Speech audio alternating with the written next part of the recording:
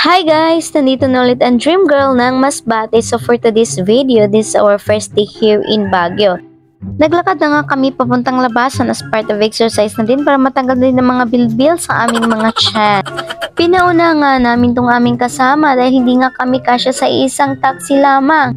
Unang araw pa nga lang namin dito sa Baguio ay sobrang ganda na ng pakiramdam ko dito na parang ayoko na talaga umuwi doon sa Masbate. Kahit nakabilad ka nga dito sa araw ay hindi mo nga ma-feel yung init. Sabi ko nga sa kasama ko, buti pa dito sa Baguio, parang naka-aircon ka kahit nasa ilalim ka lang ng puno. Samantalang doon sa ating kahit nasa loob ka na ng bahay ay napakainit pa rin. So fast forward nga tayo at nandito na nga kami sa loob ng restaurant kung saan kami kakain. Pagpasok nga namin ay parang nasa Japan nga kami. Mapapawaw ka nga dito sa kanila dahil high-tech na nga sila dito kumpara doon sa Maynila.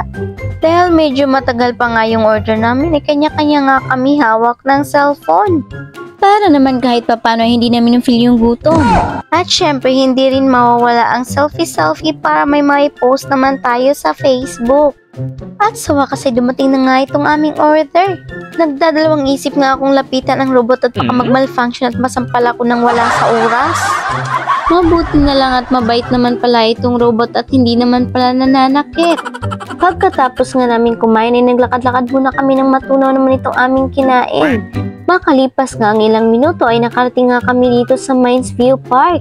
Pagpasok mo pa nga lang doon sa kanila ay mabungad na sa iyo ang iba't ibang uri ng halaman.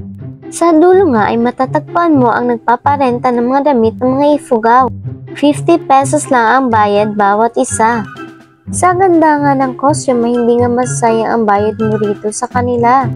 Nag-enjoy nga ako sa pagsuot ng mga damit ng ifugaw. Gandang-ganda nga ako sa sarili ko dito.